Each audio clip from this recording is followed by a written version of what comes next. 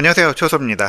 네, 지금 맥북 에어와 맥북 네어가 나오면서 많은 분들이 이 제품들을 놓고 고민을 하실 것 같습니다. 살까 말까가 가장 큰 문제죠. 그래서 오늘은 어떤 제품을 사면 좋을지, 그리고 또 결정하시는 분들한테 이래서 사야 된다라는 명분을 딱 정해드리도록 하겠습니다. 네, 오늘 고민 상담의 대가는요, 구독, 좋아요니까요, 꼭 눌러주시고, 뒤에 영상까지 끝까지 봐주세요. 네, 먼저 맥북 네오와 에어를 두고 고민하시는 분들이 많이 계시겠죠. 답은 간단합니다. 일단 이런 고민을 하고 계신다고 하면은 맥북 네오를 사시는 편이 거의 맞습니다.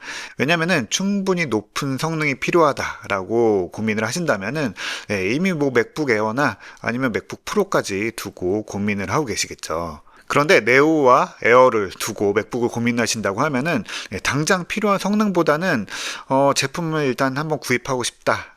맥을 써보고 싶다라는 고민이 더 크실 거고요. 이왕이면은 더 성능이 좋은 제품을 사는 게 좋겠다라거나 한 번 살 때 좋은 거 사서 오래 쓰자라는 우리 컴퓨터 시장의 단골 명분 때문일 겁니다. 이런 고민을 하신다고 하면은 맥북 네오를 사시는 편이 더 현실적이라고 봅니다. 네, 물론 맥북 네오는요, 맥북 에어보다 멀티태스킹 성능이 좀 떨어지고 GPU도 조금 낮은 편입니다. 그래도 이 정도 성능은 대부분의 웹서핑이나 뭐 영상 스트리밍, OTT 이런 걸로 보시기에는 문제 없고요.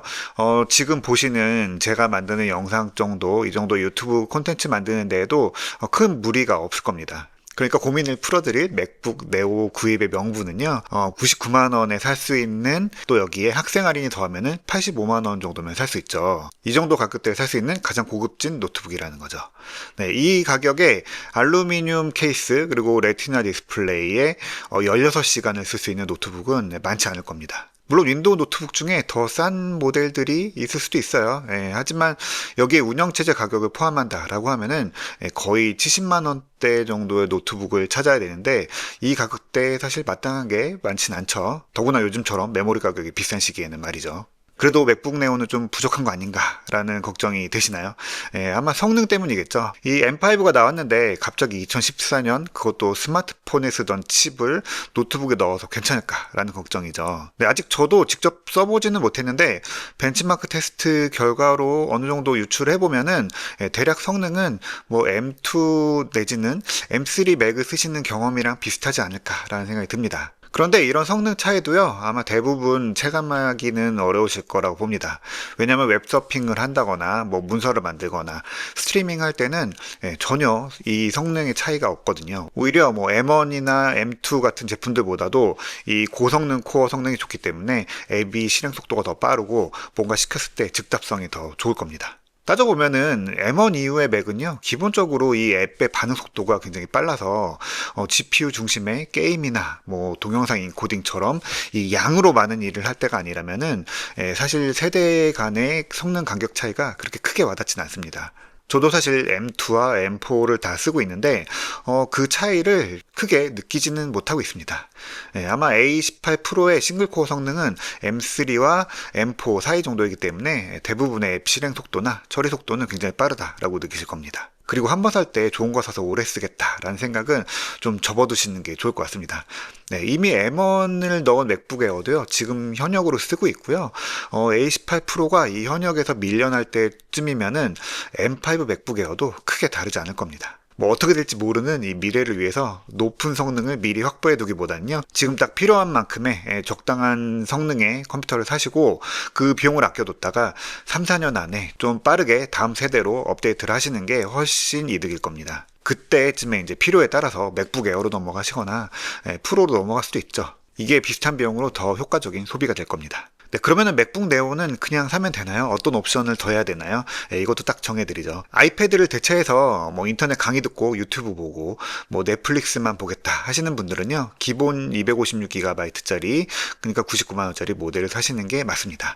SSD는요, 거의 200GB 정도 쓸 수 있는데 스마트폰에서 256GB로 넉넉하시던 분들은요, 맥북은 아마 더 넉넉할 겁니다. 가끔 영상 편집을 할 것 같아 하시면은 영상을 뭐 맥에 게 잔뜩 쌓아두실 필요는 없고요. SSD를 여기에 512GB로 올릴 비용으로 외장 하드디스크나 외장 SSD를 사서 그걸 쓰시는 게 훨씬 낫습니다. 뭐 아주 비싼 거 사실 필요는 없고요. USB 3.1 정도만 되는, 그러니까 10GBps 정도의 전송 속도만 낼 수 있는 SSD면은 충분하기 때문에 이거를 뭐 비용 한도 안에서 512GB나 1TB짜리 외장 SSD를 사시는 게 훨씬 낫습니다. 네, 그런데 맥북 네오를요 메인 컴퓨터로 쓰고 글도 쓰고 콘텐츠도 만들겠다 하시는 분들은요 512GB를 사시는 게 맞습니다.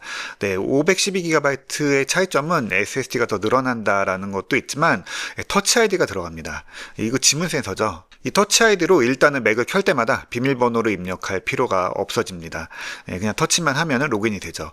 그런데 이게 그냥 지문 인식으로 뭐 잠금 해제만 하는 게 아니라 보안 인증 장치이기 때문에요. 이걸로 더 많은 것들을 할 수 있습니다. 그러니까 웹서핑을 하다가 뭐 맥OS의 패스워드 앱에 넣어둔 비번을 자동으로 터치 한 번에 입력해 주기도 하고요.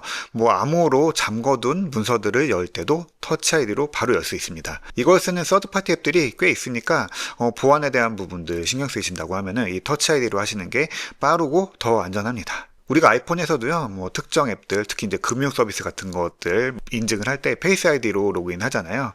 그걸 터치 아이디로 대신하는 거고요. 속도가 훨씬 빠르고 일단 안전하고 편리합니다. 네, 하지만 이걸로 뭐 영상 보고 음악 듣고 그렇게 보안에 예민한 일을 하지 않는다고 하면은 그냥 256GB 기본 모델을 사시는 게 충분하다라는 게 제 이야기입니다.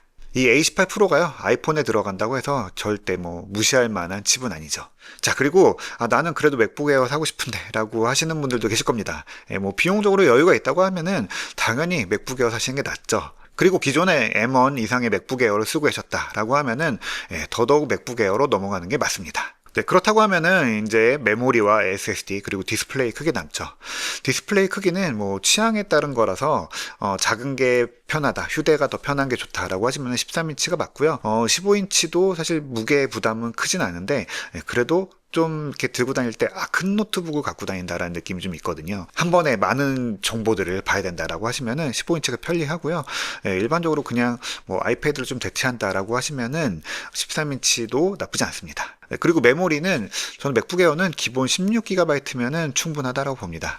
사실 8GB로도요 대부분의 상황에서 부족하지 않습니다. 이 통합 메모리 성능 자체가 좋기 때문에 그렇게 메모리 부족이 오는 일들이 많지가 않아요. 네, 근데 이제 8GB는 맥북 네오로 완전히 넘어갔죠. 그리고 맥북 에어는 어떻게 보면 이제 16GB 이상 메모리를 쓰면서 슈퍼 노멀 쪽으로 자리를 옮겨가고 있습니다. 그렇다고 해서 뭐 24GB나 32GB까지 올릴 필요는 많이 없을 것 같고요. 그 정도 올려야 된다라고 하시면은 그때는 프로로 넘어가시는 게 더 맞죠. 네, 그리고 SSD도요. 이번에 기본 용량이 512GB로 올랐으니까요. 대부분 이것도 기본 모델을 사시면은 큰 문제가 없을 겁니다. 나는 윈도우에서 32GB 썼는데 1TB 썼는데 근데 맥은 좀 다르고요. 16GB면은 큰 문제 없이 쓰실 수 있고요. SSD 같은 경우에는 지금 512GB에서 1TB로 올리려면은 비용이 만만치 않기 때문에 이건 아까 맥북 네오에서 말씀드린 것처럼 외장 SSD를 사시는 게 훨씬 낫습니다. 굳이 1TB까지 필요 없고요. 사실 뭐 1TB가 있으면 마음의 평온이 오긴 하지만요. 현실적으로 보신다고 하면은 기본 모델로도 충분합니다.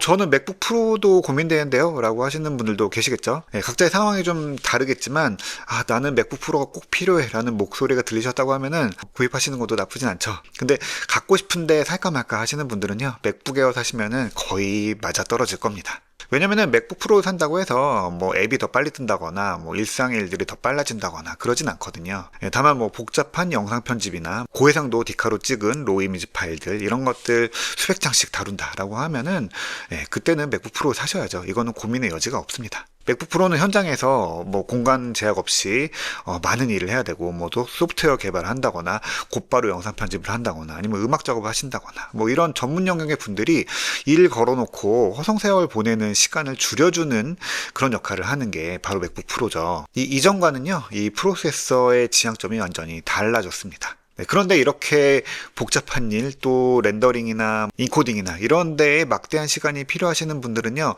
컴퓨터 어떻게 사시나요? 네, 대부분 회사에서 사주죠. 네, 회사에서 뭐 예뻐서 사주는 것도 있겠지만, 기본적으로는요, 여러분의 귀한 능력들, 그 귀한 시간을 회사에서 사는 건데, 어디 컴퓨터가 렌더링 한다고, 인코딩 한다고, 여러분 일을 방해하나요?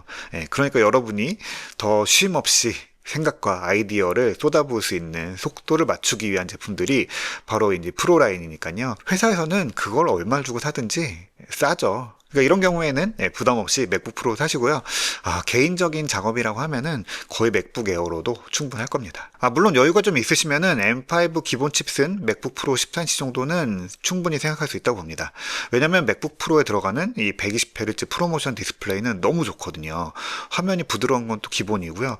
또 미니 LED를 써서 LCD이긴 하지만 OLED 못지않게 밝은 곳과 어두운 곳 표현이 굉장히 좋습니다. 색 느낌이 좀 달라요. 그리고 맥북 프로에 들어가는 스피커와 마이크는요, 말할 필요도 없이 정말 최고 수준입니다. 하지만 꼭 그런 용도가 아니라면요, 차라리 맥북 에어나 또 맥북 네오의 에어팟 프로를 사시는 게 훨씬 만족도가 높을 겁니다. 근데 이렇게 돌아보다 보니까 또 이게 아쉬운 게 맥북 네오에 5G 모뎀 같은 게 안 들어간 거거든요. 그게 들어갔다라고 하면은 맥도 이제 완전히 24시간 온라인 기기가 되는데, 맥과 5G, 뭐 LTE 이런 것들이 왜 안 이어지는지는 잘 모르겠습니다. 뭐 이 이야기는 또 나중에 하도록 하기로 하고요. 네, 그래서 오늘 이야기를 좀 정리해 보면은 맥북 네오 구입 고민하신다고 하면은 너무 걱정하시지는 않으셔도 된다라는 이야기를 드리고 싶습니다. 생각보다 성능은 좋을 거고요. 할 수 있는 일들 굉장히 많을 겁니다. 만약 맥북 네오를 첫 번째 맥으로 선택을 했는데 생각했던 것보다 성능이 느리고 좀 버겁다라고 느끼신다고 하면은 그것도 그렇게 나쁜 일은 아닙니다. 그만큼 지금 하시는 일들이 복잡하고 더 생산적인 일이라는 뜻이거든요. 그래서 맥의 성능을 제대로 충분히 끌어쓰고 있다는 이야기니까요. 더 좋은 고성능 맥으로 넘어갈 수 있는 가장 확실한 명분이 되는 거죠.